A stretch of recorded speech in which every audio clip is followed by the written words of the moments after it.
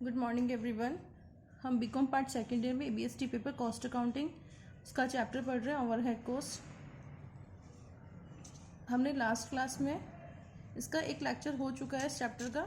Last class में हमने क्या पढ़ा था, इसके अर्थ और इसके प्रकार, मीनिंग एंड टाइप्स पढ़ा था, उसको वहाँ डिटेल में पढ़ा था। उस टॉपिक को आप कवर कर लेना, उसके बाद में ये इजीली समझ में आ जाएगा। मीनिंग दिया हुआ है इसमें।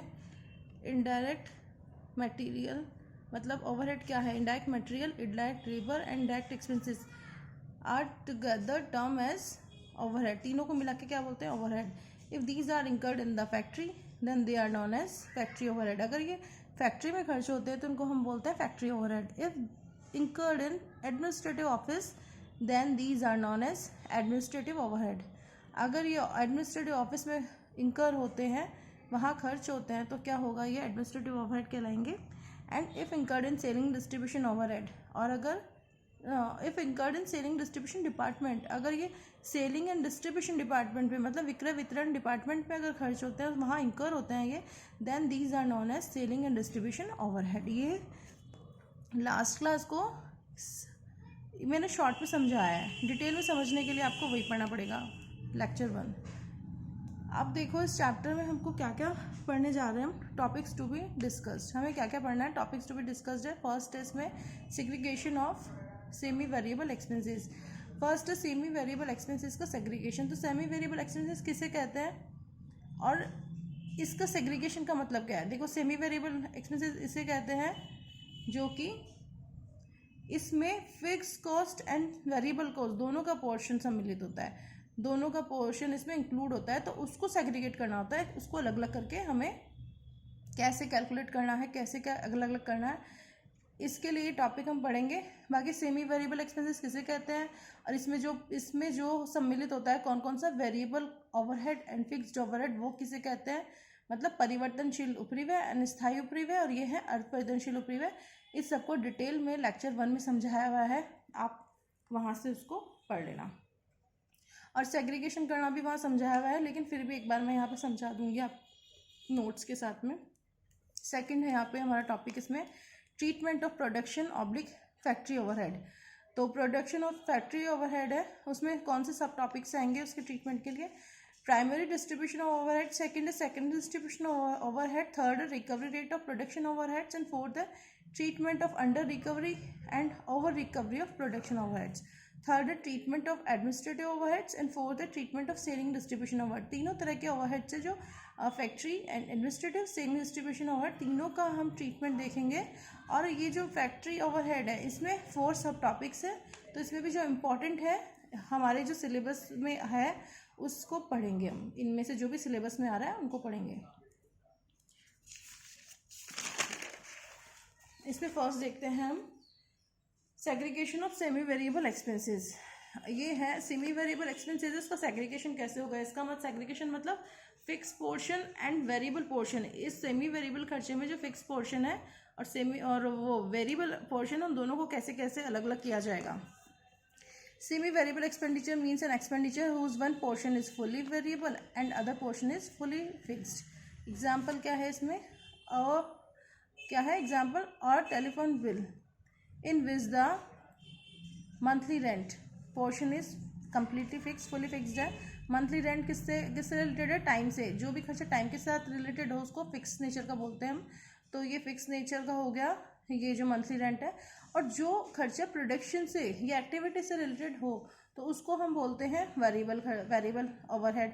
तो देखो where the call charges portion is fully variable, क्योंकि कॉल आप जितनी करेंगे उसी के अकॉर्डिंग आपका खर्चा होगा, मतलब जितनी एक्टिविटीज़ होगी उसी के अकॉर्डिंग आपका खर्चा बढ़ेगा या कम होगा। बाकी ये जो है मंथली रेंट वो तो फिक्स है, क्यों, क्योंकि ये टाइम से कनेक्टेड है इसलिए फिक्स नेचर का खर्चा हो गया। और ये है कॉल चार्जेस हुआ वो वेरिएबल नेचर का खर्चा हो गया। तो हमें क्या करना है, जो इकट्ठा बिल आता है हमारा, ये जो टेलीफोन बिल का जो इकट्ठा बिल आता है, तो उस बिल में से कितना फिक्स है कितना वेरिएबल है, उस पोर्शन को अलग अलग करना ही क्या होता है, segregation of semi variable expenditure होता है। ठीक है। अब है सेग्रीगेशन मतलब अलग अलग करना of semi variable cost will involve following 2 steps. इसमें 2 स्टेप है। फर्स्ट स्टेप क्या है, calculate variable cost per unit. इसमें वीसी पर यूनिट मतलब वीसी शॉर्ट में वेरिएबल कॉस्ट है, वेरिएबल कॉस्ट पर यूनिट। ये कैसे कैलकुलेट होगा? Changes in total cost divided by change in total unit. ये लास्ट क्लास में मैंने बता दिया था कैसे कैलकुलेट करना है, लेकिन इस नोट्स के साथ में आपको मैं दोबारा बता दूंगी कैसे क्या कैलकुलेट करना है आपको। स्टेप 2 है कैलकुलेशन ऑफ फिक्स कॉस्ट। कैसे होगा? Level 1 and level 2। ये वेरिएबल कॉस्ट है, यहाँ पे आ जाएगी ये वीसी कॉस्ट, वीसी थी, वीसी पर यूनिट को मल्टीप्लाई कर देंगे टोटल क्वांटिटी से जो लेवल 1 की है। लेवल 2 की टोटल क्वांटिटी यहाँ लिख के उससे मल्टीप्लाई करके यहाँ पे वेरिएबल कॉस्ट निकाल देंगे, और यहाँ पे जो टोटल सेमी वेरिएबल है कॉस्ट हमारी वो लिखेंगे जो क्वेश्चन में गिवन है। इन दोनों का जो बैलेंस आएगा, डिफरेंस आएगा, वो यहाँ आ जाएगा बैलेंसिंग फिगर, मतलब फिक्स कॉस्ट। और फिक्स कॉस्ट ऑफ लेवल 1 की जो फिक्स कॉस्ट है या फिर जो भी लेवल 2 की फिक्स कॉस्ट है वो एक दूसरे के बराबर होगी। तो जैसे ही फाइंड आउट हो जाए उसको ऐसे कैसे यहाँ लिख देंगे हम, तो ये टोटल मैच कर जाएगा। तो ये हमारा हो गया, ये स्टेप्स हो गई है कैलकुलेशन के लिए। अब हम एक एग्जाम्पल देखते हैं, देखो लास्ट क्लास में भी शायद ये एग्जाम्पल था। The overhead cost of manufacturing 400 units of an article is 1600, but when 600 units of the same article is produced, the overhead cost is 2000. Segregate the fixed and variable part of overhead cost. कौन सा? Semi variable cost का दोनों part को अलग करना है। तो सबसे पहले हम क्या करेंगे, आप क्वेश्चन यहाँ से नोट कर लेना, ठीक है? हिंदी इंग्लिश दोनों में दिया हुआ है, क्वेश्चन नोट कर लो आप इसको। सॉल्यूशन भी है, आप सॉल्यूशन इस तरह से भी कर सकते हैं, ये मैंने लास्ट क्लास में समझा दिया था, इस तरह से करना। और अब इस फॉर्मेट में जो भी मेरे पास फॉर्मेट है नोट्स का, उस फॉर्मेट में कैसे करना है वो मैं इस क्लास में समझा रही हूँ, ठीक है? Same question. अब देखो क्या क्या फिगर्स थी, लेवल 1 एंड लेवल 2 दो है हमारे पास। इसमें अगर हम देखें प्रोडक्शन इन यूनिट्स में प्रोडक्शन कितना आएगा? लेवल 1 में इसमें बोला है क्वेश्चन में 400 इकाइयाँ, ठीक है? 400 यूनिट्स बोली है। और यहाँ पे कितना बोला है? लेवल 2 में इसने बोला है 600 यूनिट्स। आप क्वेश्चन देख लो जो आपने भी नोट किया था, इसमें से देख लो। एक वस्तु की 400 इकाइयाँ बनती है तो लागत कितनी आती है? 1600। वहीं पे क्या करेंगे आप? सेमी वेरिएबल ओवरहेड, ठीक है? कॉस्ट ओवरहेड जो भी है कुछ भी लिख सकते हैं। 400 इकाई बनती है, ये 400 इकाई बन रही है तो 1600 आ रही है आपकी लागत। वहीं जब 600 बनेगी तो 2000 लागत आएगी, 600 बनी तो 2000 लागत आई, ठीक है? अगर फिक्स नेचर की होती तो यहाँ 1600 तो यहाँ भी 1600 ही रहती। और अगर ये वेरिएबल नेचर की होती तो ये क्या? 416, 4 को 4 से गुणा किया 1600, वैसे ही 600 को 4 से गुणा करते तो 2400, इस तरह से आता है ये। तो ना तो ये फिक्स है ना वेरिएबल है। चेक कर लिया आपने, फिक्स होता तो दोनों में सेम आता, वेरिएबल होता तो हम देखते 1600 बटा 400, 4 रुपये प्रति इकाई लागत है परिवर्तनशील, ठीक है? वेरिएबल कॉस्ट पर यूनिट कितनी? 4 रुपये आई। तो वो सेम 4 रुपये हम 600 यूनिट्स पे अप्लाई करते, 600 × 4 करते तो 2400 आना चाहिए था, यहाँ पे नहीं आया, 2000 आया। इसका मतलब इसके अंदर ये ना तो ये फुली वेरिएबल है ना ही ये फुली फिक्स है। इसका मतलब ये कौन सी ओवरहेड हो गई? सेमी वेरिएबल ओवरहेड हो गई। और इसमें फिक्स का पोर्शन और वेरिएबल का पोर्शन अलग अलग करने के लिए हमें क्या करना होगा? Segregation of semi variable cost topic देखना पड़ेगा, ठीक है? अब देखते हैं हम segregation of semi variable cost, ठीक है? Segregation of semi variable cost, यहाँ से स्टार्ट करते हैं ये सॉल्यूशन। स्टेप 1 देखते हैं हम। स्टेप 1 क्या था? Calculate variable cost per unit. ये वीसी कॉस्ट पर यूनिट मतलब वेरिएबल कॉस्ट है, वेरिएबल कॉस्ट पर यूनिट। ये कैसे होगा? C per unit change in cost divided by change in units, ठीक है ना? कौन सी? Production units. अब देखो चेंज इन कॉस्ट 2000 थी, और ये 1600 थी, 2000 हो गई, तो कितने का फर्क आया? हम कैसे करेंगे? 2000 माइनस 1600, ठीक है। जब ये 2000 थी, जब ये 2000 कॉस्ट आई हमारी, तब प्रोडक्शन क्या था? 600, तो 2000 के जस्ट नीचे लिख देंगे हम 600। और जब 1600 का आया था कॉस्ट हमारा, तब कितना था? 400 था हमारा प्रोडक्शन, तो 1600 के जस्ट नीचे 400। कितना आएगा ये? 400, 200, इससे ये गया तो 2 रुपये प्रति यूनिट, पर यूनिट, ठीक है। तो वेरिएबल कॉस्ट क्या हो गई? 2 रुपये प्रति यूनिट। वीसी पर यूनिट कितना आ गया? 2 रुपीज पर यूनिट। आगे इतना समझ में। स्टेप 2 पे चलो। अब स्टेप 2 क्या है? Calculation of fix cost. Fix cost कभी भी प्रति यूनिट नहीं निकलती है, फिक्स कॉस्ट कभी भी पर यूनिट फाइंड आउट नहीं होती है, वो इकट्ठा एक साथ पूरे जितना भी प्रोडक्शन हुआ सब पे इकट्ठा कैलकुलेट होती है, क्योंकि वो यूनिट से, प्रोडक्शन यूनिट से रिलेटेड नहीं होती, वो क्योंकि टाइम से रिलेटेड होती है, ठीक है। Calculation of fix cost per unit नहीं आएगी, ये इकट्ठा पूरे प्रोडक्शन फिक्स साथ आएगी, क्योंकि ये प्रोडक्शन से रिलेटेड नहीं थी। ये होएगा variable cost for level 1, for level 2। इसमें कैसे कैलकुलेट करना है? टोटल क्वांटिटी, जो भी प्रोडक्शन क्वांटिटी हमारी वो, और वीसी पर यूनिट, सेम यहीं पर भी टोटल क्वांटिटी और वीसी पर यूनिट। ये देखो, ये नोट्स में ऐसा ही था हमारा, ठीक है। नोट्स में इसी तरह से लिखा था, टी क्यू इंटू वीसी पर यूनिट, ये सेम ऐसे आ गया, ठीक है। फिर नेक्स्ट क्या है? फिक्स कॉस्ट दिया हुआ है, फिक्स कॉस्ट लिखेंगे यहाँ पे। फिक्स कॉस्ट कैसे दी हुई है इसने? बैलेंसिंग फिगर में, ठीक है। और इसको जोड़ के दिखा रखा है यहाँ पे, किसमें? सेमी वेरिएबल ओवरहेड, ठीक है, सेमी वेरिएबल ओवरहेड। अब देखो टोटल क्वांटिटी कितनी थी अपनी यहाँ पे?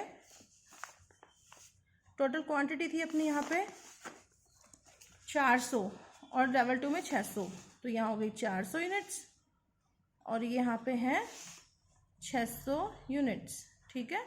वीसी पर यूनिट कितनी आ रही है? 2 रुपीज़, अभी कैलकुलेट की हमने 2 रुपीज़, तो यहाँ पे आ गया ₹2, ठीक है। 400 इंटू 2 ये 800 हो जाएगा, 600 इंटू 2 ये हो जाएगा 1200। अब सेमी वेरिएबल ओवरहेड कितने आ रहे थे? इसके आ रहे थे 1600, इसका आ रहा था 2000, तो यहाँ लिखेंगे 1600 और यहाँ लिखेंगे 2000। अब 1600 माइनस 800 करेंगे, कितना आएगा? 800। बैलेंसिंग फिगर कितना बच रहा है अपना? 800। कैसे किया? 1600 माइनस 800, बैलेंसिंग फिगर बच गया 800, ठीक है।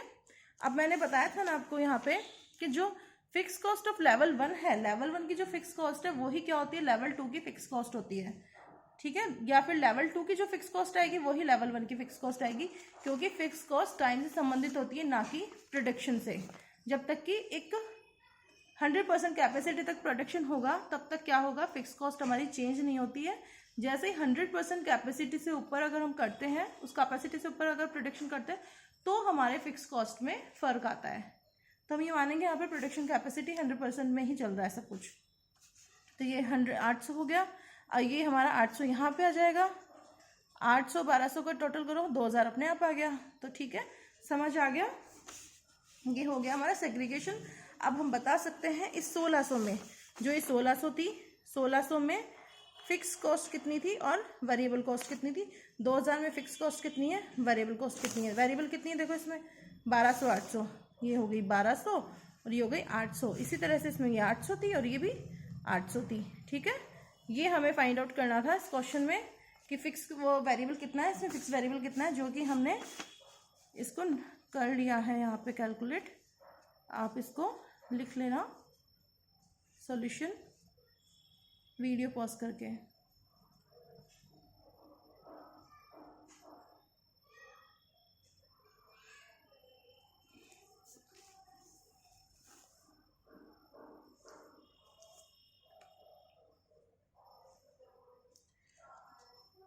आई होप आपको ये समझ आ गया है।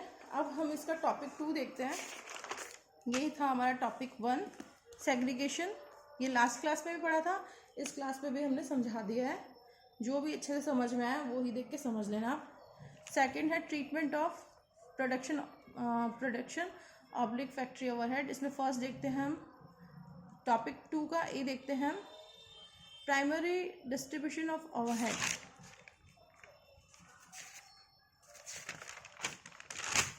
ठीक है, तो सेकंड है हमारा topic 2 treatment of production overhead. अब देखो इसमें क्या है, there are 2 types of department in a factory which are as under. एक फैक्ट्री में 2 तरह के डिपार्टमेंट होते हैं। प्रोडक्शन डिपार्टमेंट, प्रोडक्शन डिपार्टमेंट किसको बोल देंगे, those departments which are directly engaged in production of finished goods, finished products. ठीक है, वो डिपार्टमेंट जो कि कहाँ, जो कि प्रोडक्शन एक्टिविटी से, प्रोडक्शन एक्टिविटी है उससे डायरेक्टली रिलेटेड हो। ठीक है, सेकंड है service department.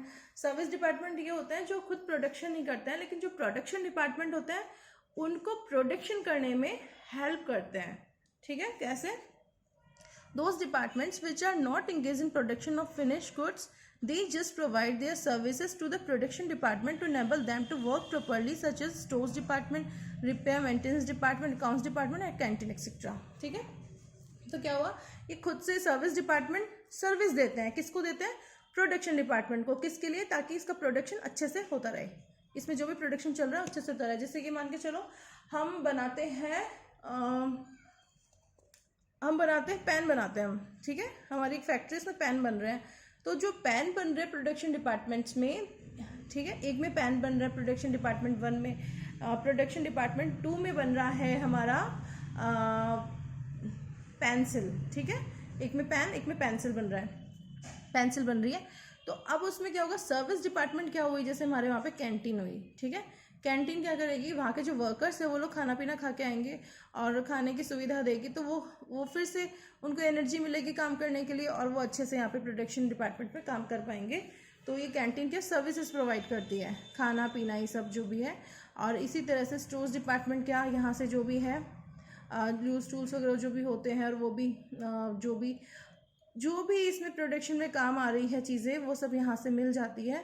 Repair maintenance department, कुछ मशीन में टूट फूट हो गई तो वो ये करती है उसको रिपेयरिंग का काम। अकाउंट्स डिपार्टमेंट का जो भी है अकाउंटिंग, जो भी लेखा जोखा रखना होता है प्रोडक्शन डिपार्टमेंट से संबंधित, वो अकाउंट्स डिपार्टमेंट रखता है। तो एक तरह से ये प्रोडक्शन करने में हेल्प कर रहे हैं, ये प्रोडक्शन नहीं कर रहे बट ये हेल्प कर रहे हैं प्रोडक्शन डिपार्टमेंट को प्रोडक्शन करने के लिए। ठीक है, तो ये हो गया हमारा प्रोडक्शन डिपार्टमेंट, सर्विस डिपार्टमेंट। अब है मीनिंग ऑफ प्राइमरी डिस्ट्रीब्यूशन। अब टॉपिक 2A था, टॉपिक 2A वो देखो क्या था अपना, primary distribution of overhead. Overhead का प्राइमरी डिस्ट्रीब्यूशन, तो उसका मीनिंग दिया हुआ है। देखो, when production overhead are distributed among production department and service department both, then it will be known as primary distribution overhead. इसका मतलब क्या है, जब भी ओवरहेड का बंटवारा होगा किस किस में, ओवरहेड मतलब ऊपरी व्यय, ऊपरी व्यय मतलब indirect material, indirect labour, indirect expenses, ये तीनों तरह के खर्चे ओवरहेड होते हैं। ये किस में लगता है, हमारे प्रोडक्शन में खर्चा होता है। तो इसका प्रोडक्शन में जितना भी खर्चा हुआ है उसको हम क्या चाहते हैं कि वस्तु की लागत, मतलब जो हमारा पेन बन रहा है तो पेन की लागत का ये पार्ट बने खर्चा भी। तो इस खर्चे को पार्ट बनाने के लिए हम क्या करते हैं, इस खर्चे को बांट देते हैं डिपार्टमेंट्स में। ठीक है, उस डिपार्टमेंट से बांट देते हैं कि हाँ, एक जैसे 10,000 रुपये लगा हमारा ओवरहेड का खर्चा, और हमारे 2 तो प्रोडक्शन डिपार्टमेंट चल रहे हैं और 2 क्या चल रहे हैं, सर्विस डिपार्टमेंट चल रहे हैं। एक कैंटीन चल रही है, अकाउंट्स डिपार्टमेंट चल रहा है, ये सर्विस डिपार्टमेंट है।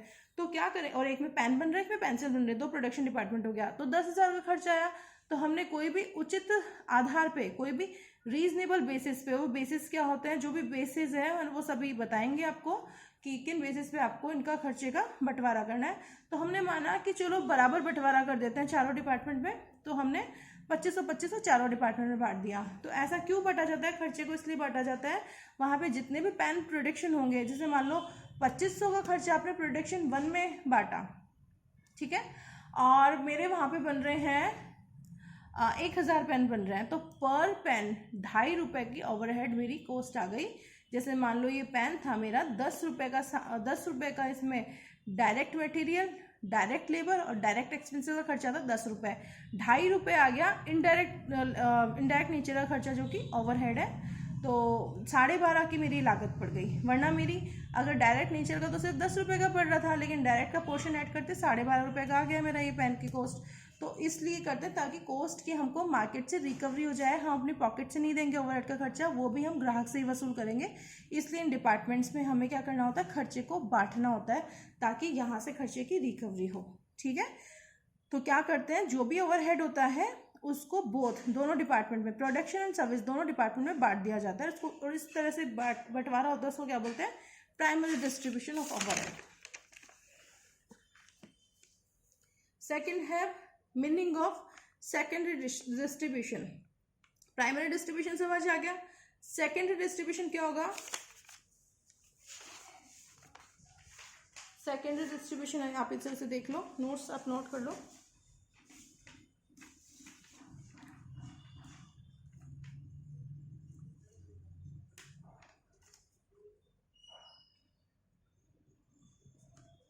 देखो, meaning of secondary distribution, service department are not connected with production of finished goods, due to which it will not be possible for them to recover their cost. Therefore, for the purpose of recovery, total production overhead of the service department are again distributed among किसमें, production departments, which is known as secondary distribution। अब एक बात समझो, आपको मैंने क्या बताया था, मेरे पास 4 डिपार्टमेंट है, 2 सर्विस डिपार्टमेंट है और 2 प्रोडक्शन डिपार्टमेंट है। एक पे पेन बन रहा है और एक में पेंसिल बन रहा है, और 2 जो सर्विस डिपार्टमेंट थे, एक अकाउंट्स डिपार्टमेंट है और एक कैंटीन डिपार्टमेंट है। अब देखो, जो सर्विस डिपार्टमेंट है जिसमें हमने 10,000 रुपये के 4 टुकड़े किए थे, चारों डिपार्टमेंट में 2500 भेज दिए थे। अब जो हमारा 3rd और 4th डिपार्टमेंट है, मतलब जो दोनों सर्विस डिपार्टमेंट है, वो प्रोडक्शन नहीं कर रहा है, ठीक है, वो तो क्या कर रहा है, जो हमारा प्रोडक्शन हो रहा है, प्रोडक्शन डिपार्टमेंट उसको हेल्प कर रहा है। तो जो सर्विस डिपार्टमेंट है, जो कोई आउटसाइड सर्विसेज नहीं दे रहा, ठीक है, आउटसाइड जिसके कोई ग्राहक ही नहीं है, तो वो कभी इस 2500 रुपये की रिकवरी ग्राहकों से नहीं कर पाएगा, क्योंकि उसके ग्राहक ही नहीं है, क्योंकि वो सर्विसेज किसको दे रहा है, फैक्ट्री के अंदर ही प्रोडक्शन डिपार्टमेंट्स को दे रहा है। तो वो क्या करेंगे, दोनों सर्विस डिपार्टमेंट अपने जो खर्चे थे 2500 वो भी किस में बांट देंगे, वो बांट देंगे दोनों प्रोडक्शन डिपार्टमेंट में एक उचित आधार पे। ठीक है, तो जो देखो, फर्स्ट क्या था, प्राइमरी डिस्ट्रीब्यूशन में क्या होता है, प्राइमरी डिस्ट्रीब्यूशन में होता है कि ओवरहेड को प्रोडक्शन एंड सर्विस दोनों तरह के डिपार्टमेंट में बांट दो, और सेकेंडरी डिस्ट्रीब्यूशन में क्या होता है, जो भी सर्विस डिपार्टमेंट का खर्चा है ना उसको प्रोडक्शन डिपार्टमेंट में बांट दो। ठीक है, तो इस तरह से ये आप पढ़ लेना, आ गई बात समझ में, जितना भी सर्विस डिपार्टमेंट का खर्चा है वो सारा प्रोडक्शन डिपार्टमेंट्स के बीच बांट दो। इसको बोलते हैं, इस तरह से जो बंटवारा होता है उसको बोलते हैं सेकेंडरी डिस्ट्रीब्यूशन। ठीक है, इसके नोट्स हिंदी में भी रखे हैं मेरे पास, मैं वो शेयर कर दूंगी व्हाट्सएप पे, ये आप देख सकते हैं यहाँ से। प्रीव्यू का अनुभाजन, सारी बातें वही है जो मैं पढ़ा रही हूँ। ठीक है, ये हिंदी में भी नोट्स है अपने, इसमें थोड़ा अलग है, ऐसे मतलब थोड़ा बहुत अलग आ सकता है, बट नोट्स इसमें हिंदी में भी है, आप समझ भी, इधर से भी समझ लो और नोट्स भी देख लेना आप। अब नेक्स्ट अपना टॉपिक 2A। टॉपिक 2A क्या था, देखो अपना टॉपिक 2A था प्राइमरी डिस्ट्रीब्यूशन ऑफ ओवरहेड। ठीक है, टॉपिक 2 था प्राइमरी डिस्ट्रीब्यूशन ऑफ ओवरहेड। कैसे करते हैं प्राइमरी डिस्ट्रीब्यूशन,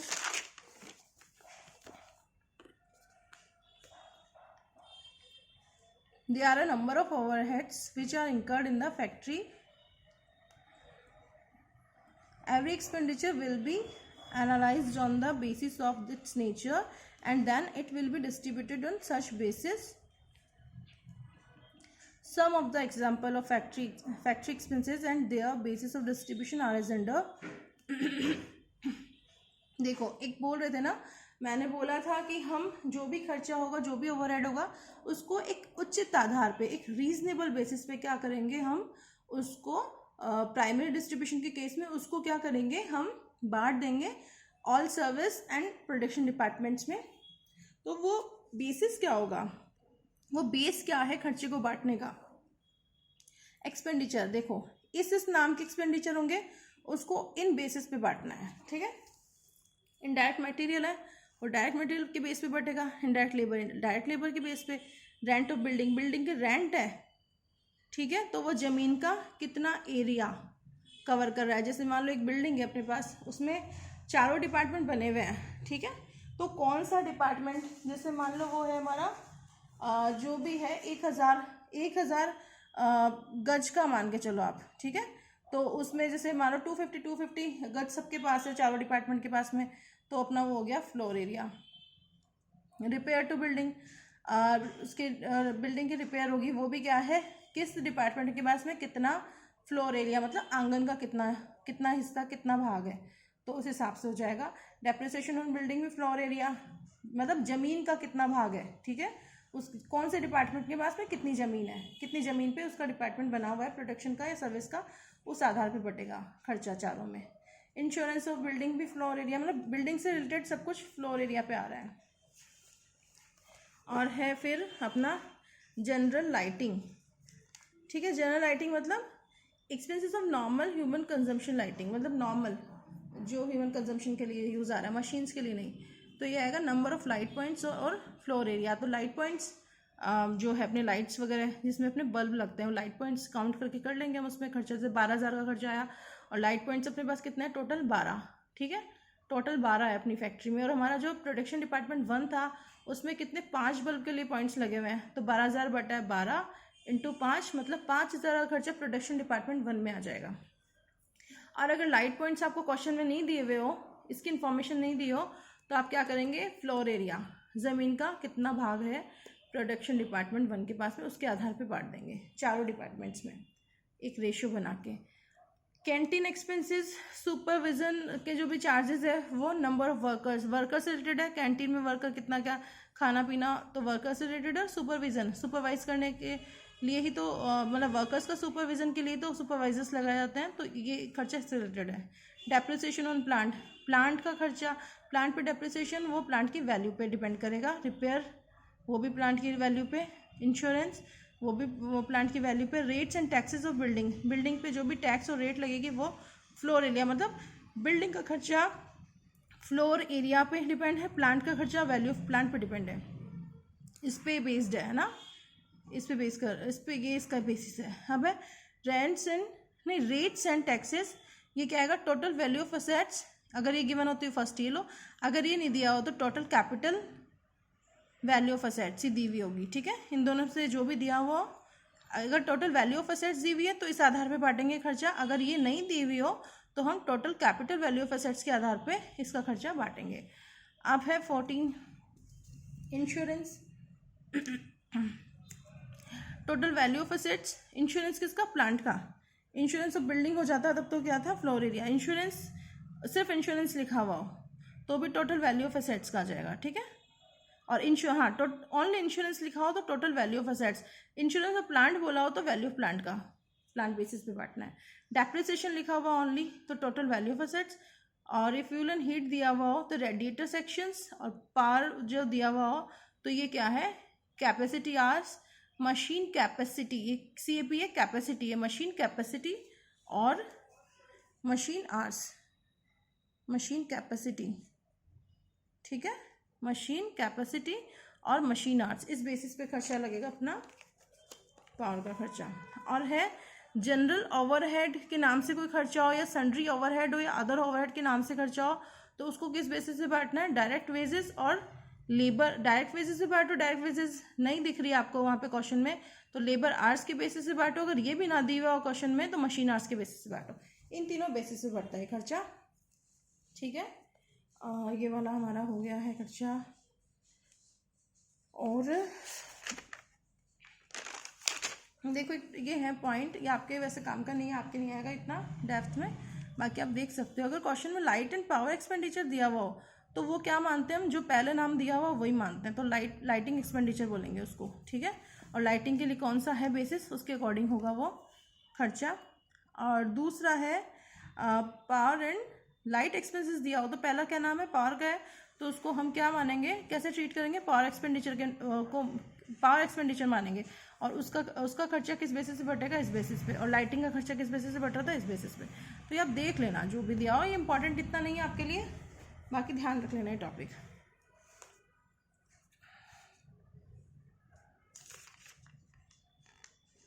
देखो ये क्या है, नेक्स्ट नोट क्या है, इफ डायरेक्ट मटेरियल और direct labour of production departments and service departments are given. अगर क्वेश्चन में direct material, direct labour, production department, service department के दिए हुए हैं, then we will not take direct material and direct labour production department because they are not overhead. समझ में आ गया? Production department के अगर डायरेक्ट नेचर के खर्चे बता रखे हैं, डायरेक्ट मटेरियल, डायरेक्ट लेबर, तो क्या करेंगे, इनको नहीं बांटना है किसी बेसिस पे। क्यों? क्योंकि ये ओवरहेड नहीं है, इनको कंसीडर ही नहीं करना कैलकुलेशन में। ठीक है, जो भी कैलकुलेशन होगी ओवरहेड बांटने की, उसमें डायरेक्ट मटेरियल, डायरेक्ट लेबर को इंक्लूड मत कर लेना प्रोडक्शन डिपार्टमेंट वाला, क्योंकि प्रोडक्शन डिपार्टमेंट के डायरेक्ट नेचर के खर्चे उसका प्राइम कॉस्ट का पार्ट होता है, जो कि हमने एलिमेंट ऑफ कॉस्ट चैप्टर में पढ़ा था स्टार्टिंग। जो फर्स्ट चैप्टर था हमारा कॉस्ट अकाउंटिंग लेक्चर का, जुलाई में था जो, उसमें यही था। ठीक है, उसमें था प्राइम, जो भी डायरेक्ट नेचर के खर्चे हैं वो प्राइम कॉस्ट होते हैं, उनको ओवरहेड नहीं मानना है। यहाँ हम सिर्फ ओवरहेड की कैलकुलेशंस देख रहे हैं, तो इनको यहाँ पे ओवरहेड की कैलकुलेशन में प्रोडक्शन डिपार्टमेंट के डायरेक्ट लेबर और डायरेक्ट मटेरियल को इंक्लूड मत करना। लेकिन फिर क्या बोला है, but the direct material and direct labour of service departments will be taken because from products point of view they are indirect. क्यों? क्योंकि प्रोडक्शन डिपार्टमेंट के लिए वो वाले खर्चे क्या होंगे, इनडायरेक्ट होंगे। क्यों? क्योंकि वो प्रोडक्शन से, वो सर्विस डिपार्टमेंट में तो डायरेक्ट नेचर के हैं, लेकिन प्रोडक्शन डिपार्टमेंट के लिए वो इनडायरेक्ट नेचर के होंगे, क्योंकि सर्विस डिपार्टमेंट के डायरेक्ट खर्चे प्रोडक्शन डिपार्टमेंट के डायरेक्ट खर्चे नहीं कहे जा सकते, क्योंकि प्रोडक्शन में डायरेक्टली रिलेटेड नहीं है। ठीक है, इतना समझ आ गया। अब हम नेक्स्ट क्लास में देखेंगे टॉपिक 2B। नेक्स्ट क्लास में देखेंगे टॉपिक 2B। ठीक है, नोट्स शेयर कर दिए जाएंगे आपको इसके। Thank you.